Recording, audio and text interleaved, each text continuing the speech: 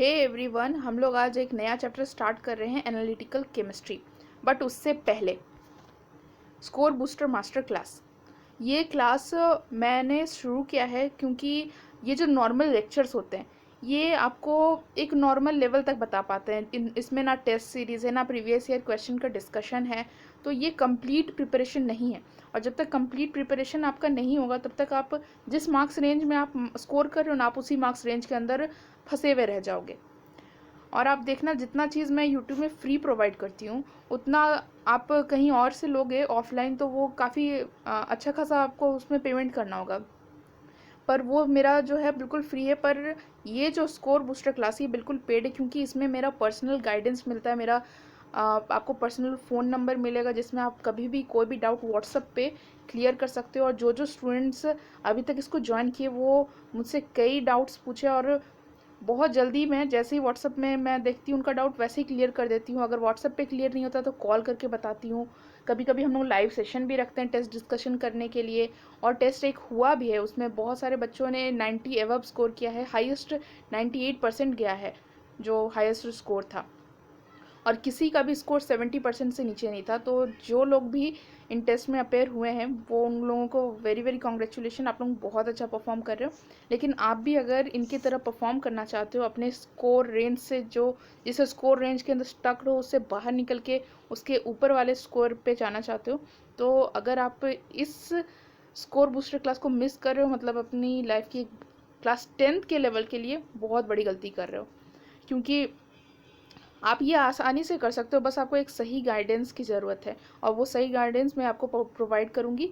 हाँ, biology chemistry के लिए प्रोवाइड करूँगी, बट आप सेम चीज़ जो सीखोगे यहाँ से वो दूसरे सब्जेक्ट्स में भी अप्लाई कर सकते हो और अपना स्कोर वहाँ पे भी अच्छा कर सकते हो। तो अब आप समझ लो कि आपके लिए इम्पोर्टेंट क्या है, 500 रुपीज़ पर मंथ या फिर आपका अपग्रेडेड वर्जन। आप अपना जो रिज़ल्ट देखोगे तो उसमें जब हाई स्कोर रहेगा तो वो आप तब जब वो हाई स्कोर देखोगे ना तब आपको वो ये 500 रुपीज़ पर मंथ कुछ भी नहीं लगेगा उसके सामने। तो आप वेट किस चीज़ के लिए कर रहे हो, इस नंबर पे कॉल करो और बुक करो अपना सीट, क्योंकि 50% सीट ऑलरेडी बुकड है। और आप अगर लेट करोगे तो फिर आप ये चीज़ मिस कर दोगे। क्योंकि मैं बहुत सारे स्टूडेंट्स को नहीं ले सकती क्योंकि मेरा भी एक लिमिटेशन है। जितना को मैं बिल्कुल अच्छे से गाइड कर सकती हूँ बस उतना ही स्टूडेंट्स को मैं लूँगी। उसके बाद अगर आप ज़्यादा लेट कर देते हो तो फिर आपको ये सीट नहीं मिल पाएगा। तो इसीलिए आप लेट मत करो, इस पर कॉल करो जो नंबर यहाँ स्क्रीन पे दिख रहा है और अपना सीट बुक करो। तो अब हम लोग बढ़ते हैं चैप्टर में।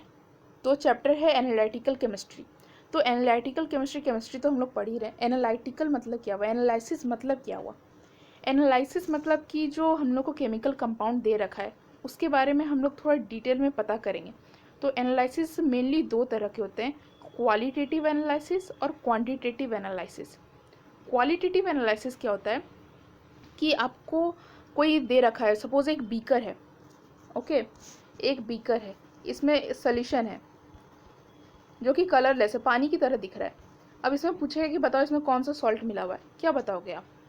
आपको पहचानना पड़ेगा और उसके लिए आपको उसमें कुछ और चीज़ ऐड करना पड़ेगा जिससे आप पहचान पाओगे।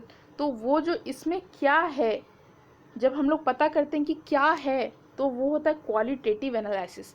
और जब हम लोग पता करते हैं कि कितना है इस सॉल्यूशन में, वो सॉल्ट कितना है और पानी कितना है, जब क्वांटिटी पता करते हैं तो उसको हम लोग बोलते हैं quantitative analysis. Okay, quantitative analysis. और जब हम लोग क्वालिटेटिव एनालिसिस करते हैं तब हम लोग को रिएजेंट का ज़रूरत पड़ता है। तो रिएजेंट क्या होता है, जो दूसरे सब्सटेंस से रिएक्ट करे। ठीक है, तो रिएजेंट हम लोग का सिलेबस में मेनली NaOH और NH4OH हम लोग रिएजेंट के फॉर्म में यूज़ करेंगे।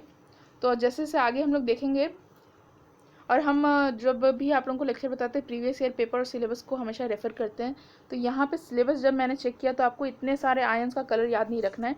जो जो टिक किया हुआ है ना, जैसे अमोनियम आयन कलरलेस होता है, कैल्शियम आयन कलरलेस होता है, लीड कलरलेस होता है, जिंक कलरलेस होता है। और मैं आपको बहुत एक अच्छा ट्रिक बताने वाली हूँ, आप लोग एंड तक बने रहना तभी वो ट्रिक मिलेगा, वरना आप वो ट्रिक मिस कर दोगे।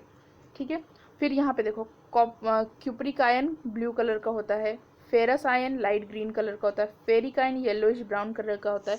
तो यहाँ फेरस फेरिक क्या है देखो, अगर आयरन पे +2 का चार्ज होगा तो उसको हम लोग बोलेंगे फेरस, और अगर +3 का चार्ज होगा तो उसको हम लोग बोलेंगे फेरिक। ओके, अब देखो यहाँ पे अब हम लोग को कुछ नया टर्म दिख रहा है, प्रेसिपिटेशन।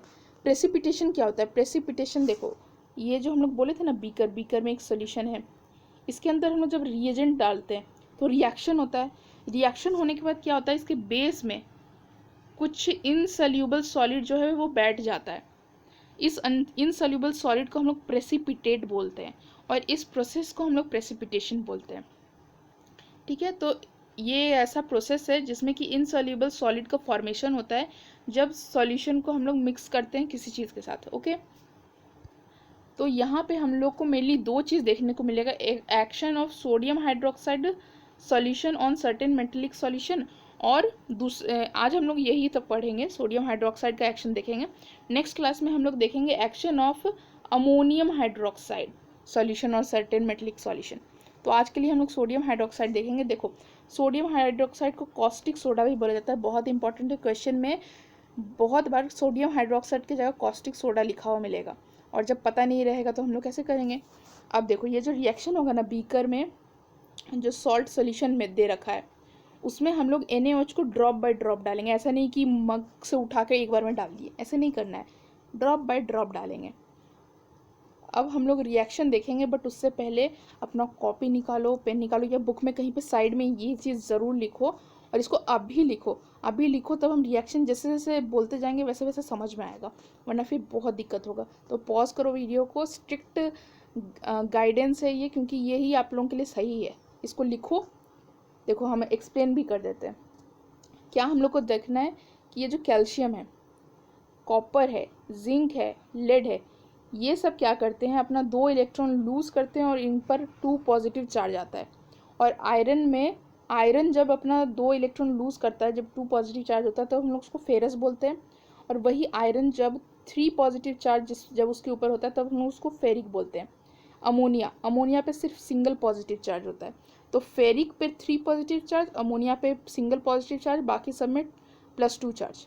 ओके, अब माइनस में आते हैं, ये प्लस का था, अब माइनस में आते हैं। NO3, OH और Cl, इन तीनों पर -1 चार्ज होता है, और SO4 पे -2 चार्ज होता है। ठीक है, अब ये सब का नाम भी हम लोग को जानना ज़रूरी है। तो NO3 को हम लोग बोलते हैं नाइट्रेट, यहाँ जो हम लोग NO3 देखें नाइट्रेट, OH को हाइड्रोक्साइड, Cl को क्लोराइड, और SO4 को सल्फेट। ये नाम भी याद रखना बहुत इंपॉर्टेंट है, क्योंकि जब एग्जाम में क्वेश्चन पूछेगा ना, तो ऐसे पूछ देगा कैल्शियम नाइट्रेट, तो अब क्या नाइट्रेट क्या है पता ही नहीं, तो हम लोग कैसे लिखेंगे, कैसे इक्वेशन लिख पाएंगे।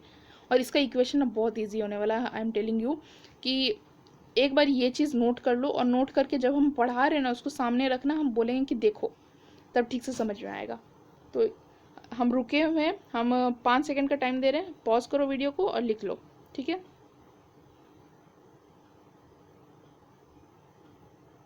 ठीक है, तो लिख लिया होगा। अब आगे बढ़ते हैं, अब आते हैं हम लोग इक्वेशन पे। तो यहाँ पे ऊपर में देखते हैं,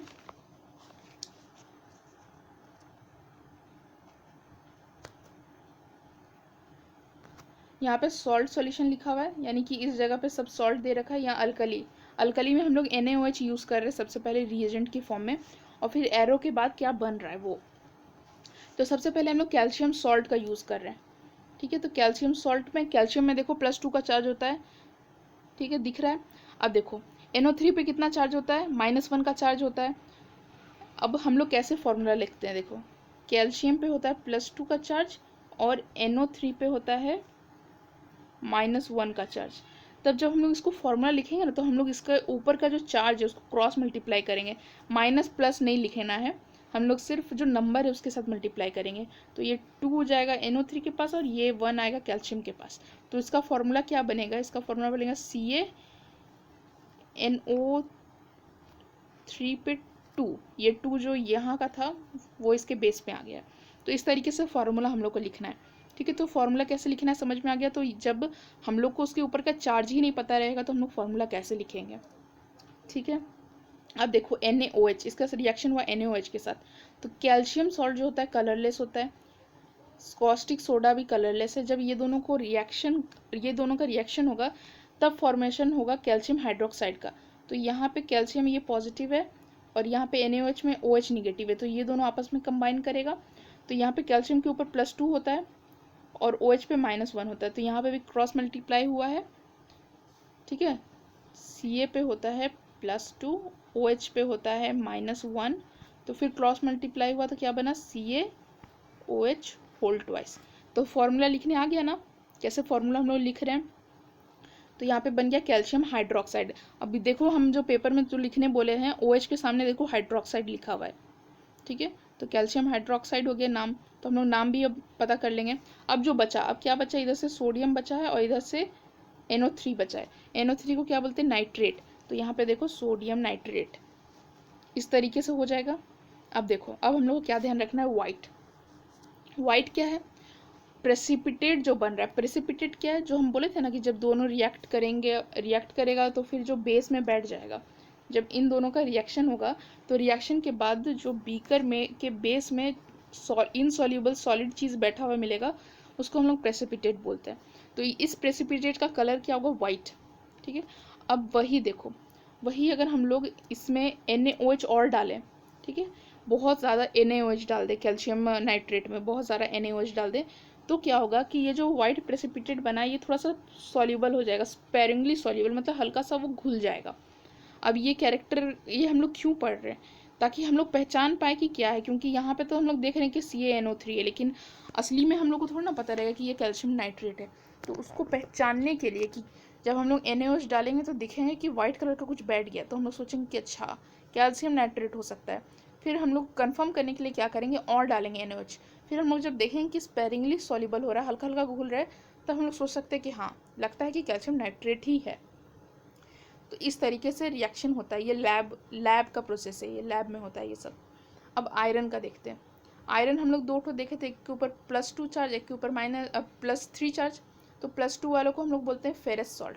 तो SO4 के ऊपर कितना चार्ज होता है, देखो पेपर में देखो, SO4 के ऊपर कितना चार्ज होता है, -2 होता है, और Fe के ऊपर +2 है।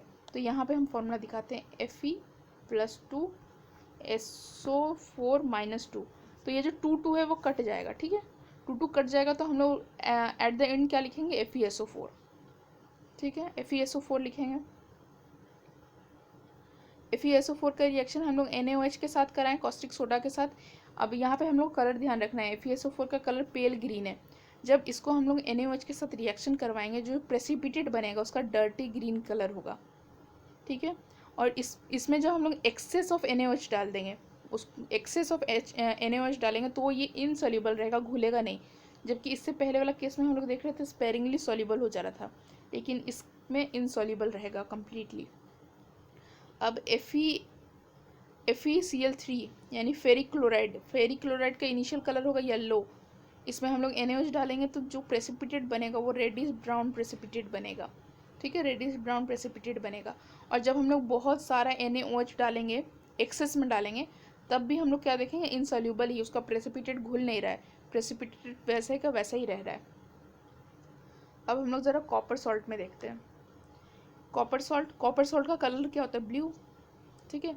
ब्लू कलर में जब हम लोग NaOH डालेंगे तो ये पेल ब्लू कलर में कन्वर्ट हो जाएगा, इसका प्रेसिपिटेट जो नीचे बैठ रहा है वो पेल ब्लू कलर का हो जाएगा। और इसमें भी जब हम लोग एक्सेस में NaOH डालेंगे तो ये इनसॉल्युबल ही रहेगा, सॉल्युबल नहीं होगा। तो ये हम लोग देख लिए कैल्शियम सॉल्ट का, आयरन सॉल्ट का और कॉपर सॉल्ट का। नेक्स्ट हम लोग देखते हैं जिंक सॉल्ट, लेड सॉल्ट और अमोनियम सॉल्ट। तो देख रहे हो यहाँ पे कहीं पे SO4 लिखा हुआ दिख रहा है, कहीं पे OH लिखा हुआ दिख रहा है। तो यहाँ पे एग्ज़ाम में एग्जैक्टली कैसा क्वेश्चन पूछा जाएगा दिमाग में आ सकता है। बट डोंट वरी, जो लोग मेरे स्पेशल जो प्रीमियम कोर्स है स्कोर बूस्टर क्लास, उसमें जो लोग ऑलरेडी इनरोल्ड है वो अच्छे तरीके से जानते हैं कि मैं कितना डिटेल में जाके प्रीवियस ईयर क्वेश्चन को एनालाइज करती हूँ। उसका वीडियो खाली पेपर एज इट इज़ नहीं मिलता, उसका वीडियो मिलता है कि देख, उसका एनालाइज्ड वीडियो मिलता है कि इस तरीके से पूछा है तो इस तरीके से भी पूछ सकता है। तो इसीलिए मैं आप लोगों को बोल रही हूँ कि ये आप लोग अगर इसे मिस करोगे तो आप लोग बहुत इंपॉर्टेंट चीज़ मिस कर जाओगे। तो ठीक है, अब देखो यहाँ पे हम लोग क्या देख रहे हैं, जिंक का सॉल्ट जो है कलरलेस है, इनिशियली कलरलेस है। जब इसमें हम लोग NaOH डालते हैं तो ये वाइट कलर का प्रेसिपिटेट फॉर्म करता है, जिलेटिनियस वाइट। अब इसमें क्या अलग चीज़ है, जब इसमें हम लोग एक्सेस NaOH डालेंगे, ठीक है, यहाँ पे लिखा है with access of NaOH precipitate dissolves, यानी सॉल्युबल हो जाएगा। ये जो प्रेसिपिटेट यहाँ पे PPT बन रहा था, ये डाउन एरो जो है ना, ये PPT को शो करता है, यानी नीचे बैठ रहा है। तो यहाँ पे देखो, यहाँ पे पीपीटी नहीं लिखा हुआ है क्योंकि ये सॉल्युबल हो चुका है। अब लेड सॉल्ट के केस में हम लोग देखते हैं। लेड का भी चार्ज देखो, पीवी +2 चार्ज है। सबका फॉर्मूला लिखना आता है, हम सिखा चुके हैं अभी थोड़ा देर पहले ही। तो देखो ये कलरलेस है, NaOH डाले तो क्या बनेगा, वाइट पीपीटी।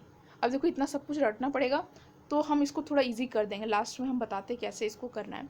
तो इसको ये बन गया वाइट पीपीटी। अब ये वाइट पीपीटी जो है वो थोड़ा सा चाल्की वाइट होगा, मतलब वो चॉक का जो कलर होता है ना जिसमें ब्लैक बोर्ड में हम लोग लिखते हैं, उस तरीके का वाइट होगा। और जब हम लोग एक्सेस NaOH डालेंगे तो ये प्रेसिपिटेट डिजॉल्व हो जाएगा, सॉल्युबल हो जाएगा। ठीक है, ठीक है। तो ये रेडिली सॉल्युबल होता है एसिटिक एसिड में भी। ये एक्स्ट्रा बात लिखा है। अब देखो अमोनियम सॉल्ट के बारे में लिखा है। अमोनियम सॉल्ट में कलर के बारे में कुछ डिस्कशन नहीं किया है। अमोनियम सॉल्ट में बस इतना बोला है कि जब हम लोग NaOH डाल के इसको थोड़ा हीट करेंगे तो हम लोग को सॉल्ट मिलेगा, प्लस वाटर मिलेगा, प्लस यहाँ पे अमोनिया का गैस निकल रहा है जो कि इससे पहले नहीं हो रहा था। अमोनियम सॉल्ट में खास बात क्या है कि अमोनियम सॉल्ट में जब हम लोग NaOH डाल रहे हैं तो अमोनिया गैस से लिबरेट हो रहा है। ठीक है, तो अब हम जो ट्रिक के बारे में बात कर रहे थे, यहाँ देखो एक बच्चा था, मतलब बच्चा उतना छोटा बच्चा भी नहीं पर थोड़ा बड़ा बच्चा था। उसने कहा अम्मा कार लेने जाना है। उसने अपने अम्मा से कहा अम्मा कार लेने जाना है। तो यहाँ पे अम्मा जो है अमोनियम के लिए हम लोग यूज़ किए हैं, कार कैल्शियम के लिए, लेने के लिए लीड, और जाना है मतलब जिंक। ओके, अब तो क्या होता है कि अम्मा बोलती है नहीं। जैसे ही अम्मा नहीं बोलती है तो उस बच्चे का लाइफ एकदम उसको कलरलेस अपेयर होता है कि अरे मम्मी क्या बोलती, नहीं मना कर दिया। अब उसको बिल्कुल अपना लाइफ कलरलेस लगता है। तो इसमें कलरलेस का मीनिंग क्या हुआ देखो, अब बुक में देखो जहाँ जहाँ पे हम लोग कैल्शियम का सॉल्ट जो है, लेड का जो सॉल्ट है, जिंक का जो सॉल्ट है, अमोनियम का जो सॉल्ट है, वो इनिशियली कलरलेस है। ठीक है, तो ये ट्रिक है याद रखने का। अब ये कलरलेस है। अब जब हम लोग इसमें NaOH डाल रहे हैं, जब रिएजेंट डाल रहे हैं, तो क्या हो रहा है कि जो प्रेसिपिटेट का कलर है वो वाइट आ रहा है, किसी में जिलेटिनियस वाइट आ रहा है, किसी में चॉकलेटी वाइट आ रहा है। ठीक है, तो इस तरीके से वाइट आ रहा है सबके केस में, अमोनिया को छोड़ के। ठीक है, अमोनिया को छोड़ के, क्योंकि अमोनिया में कलर का कोई डिस्कशन नहीं था, अमोनिया में गैस लिबरेट हो रहा था। ठीक है, अमोनियम सॉल्ट में गैस लिबरेट हो रहा था। अब क्या खास बात है इसमें, ये तीनों के तीनों कैल्शियम, लेड और जिंक, जब इसमें हम लोग NaOH एक्सेस में डालेंगे तो ये तीनों के तीनों सॉल्युबल थे, जबकि बाकी जो हम लोग पढ़े थे आयरन वगैरह, आयरन, कॉपर, ये सब इनसॉल्युबल थे। ठीक है, तो ये ट्रिक है जिससे कि आप लोग अपना बुक में देखो, बुक में वो पेज निकाल के देखो कि कैसे ये सब NaOH का जो सेक्शन था उसमें जो आयरन है और कॉपर है ये दोनों कलर शो कर रहे थे, बाकी जो कैल्शियम, जिंक, लेड, अमोनियम, ये सब कलर नहीं शो कर रहे हैं। तो ये ट्रिक से आप लोग वो चीज़ याद करने में थोड़ा आसानी हो जाएगा। तो इस लेक्चर को यहीं पे कंप्लीट करते हैं। Okay, bye.